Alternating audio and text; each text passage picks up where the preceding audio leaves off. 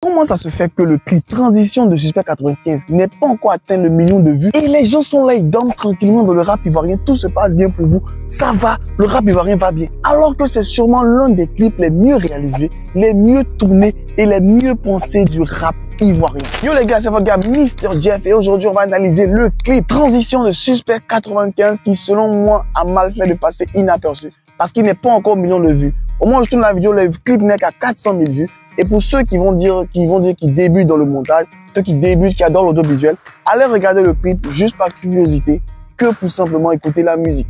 Parce que déjà, les textes sont bons, mais le clip, c'est une tuerie. C'est parti.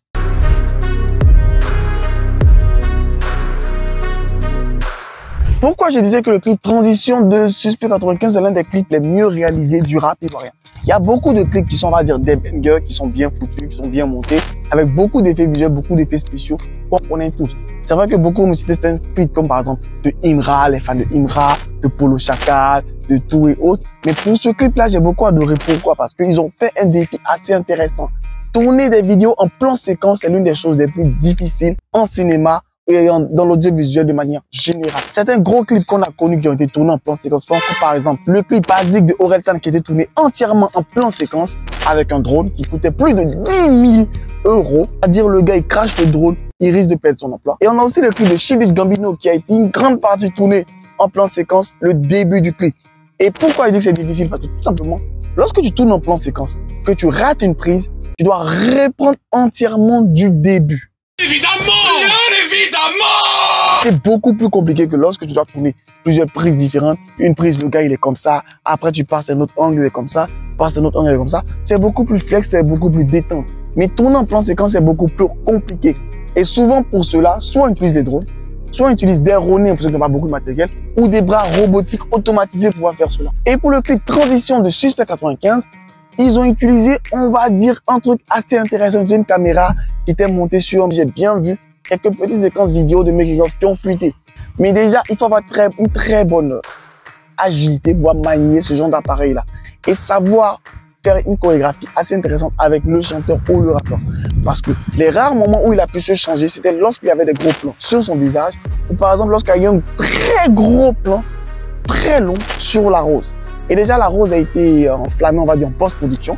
Et cela a été fait en post-production parce que l'allumer en réalité dans sa main, c'était beaucoup trop risqué. Si ce brûlait, il jetait, on risquait de perdre cette prise-là. C'était allumé en post-production. Mais on a pu révéler aussi quelques petits éléments qui ont été fatigants et qui ont montré vraiment à quel point c'était difficile de voir tourner cette prise-là. Parce que déjà, les gros plans sur son visage, lorsqu'il devait se changer, on devait vraiment monter pour créer de nouvelles valeurs de plan. Parce que filmer pour couper même le menton, c'était un exploit. Jamais vu au cinéma, mais ils ont dû le faire pour pouvoir avoir le temps de pouvoir changer le gars et tout ça. Même par exemple la prise sur la rose, la prise était très longue pour avoir le temps de le changer et tout. Ils ont eu beaucoup de temps, beaucoup de patience pour pouvoir réaliser cela.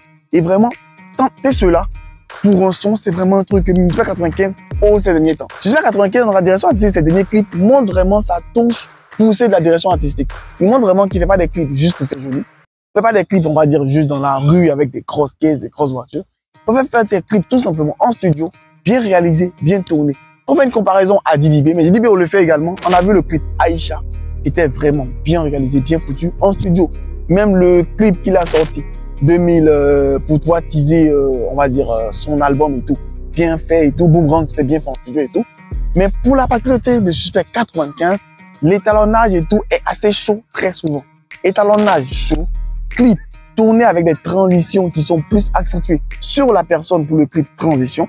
C'est-à-dire gros plan sur la main. Quand vous êtes tous concentrés sur la main, hop, il change d'habillement. Gros plan sur la tête. Pendant qu'on regarde tous la tête, il change de tenue. Gros plan. Bref, ces différents mouvements de caméra sont très intéressants. Pour ceux qui s'intéressent à l'audiovisuel, allez mater ce clip-là et essayez vous de votre côté de tourner des prises en plan séquence. Faire un film en plan séquence, c'est très difficile. Rares sont les personnes qui réussissent à le faire. On a même des films au cinéma qui ont essayé des plans séquences. Mais quand vous regardez le making-of, comment le cadre s'est tué à la tâche, vous allez payer au moins 5 ou 6 fois pour pouvoir regarder le clip. Franchement dit. Bref, on a un clip exceptionnel. Mais on va dire que le clip tarde à décoller tout parce que le son, c'est un peu comme du Suspect 95, comme on l'entend assez. Il la touche peut-être ces derniers temps, ça touche, on va dire, côté révolutionnaire où il s'attaque à ce qui ne va pas bien dans la société. Il reste dans sa logique de société suspecte où il dit par exemple que quand tu parles du gouvernement, on te met en prison. Mais pour le gars qui a fait des bêtises et tout, on le laisse traîner et tout. Je vais pas citer son nom, pas lui faire de pub supplémentaire. Il continue dans son côté, on va dire, dénonciation et tout. Mais il reste dans sa direction, dans la ligne éditoriale du fait de toujours attaquer le côté couple, attaquer les go, attaquer les meufs et tout. Bref, c'est sa même ligne éditoriale qu'il suit toujours. On va dire c'est ce qui fait un peu le tendon d'Achille de Suspect 95 ces derniers temps.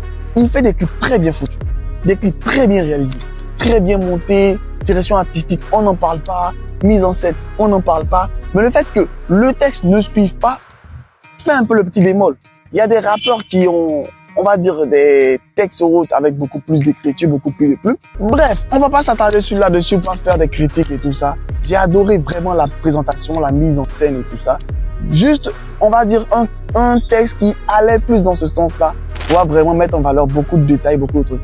J'ai adoré regarder ce clip. Allez le regarder à nouveau, ceux qui sont passionnés d'audiovisuel. Donc, je vais terminer en voix off. Bref, il y a eu un petit souci avec la vidéo. Donc, on se retrouve pour une prochaine vidéo. Bye. Chef.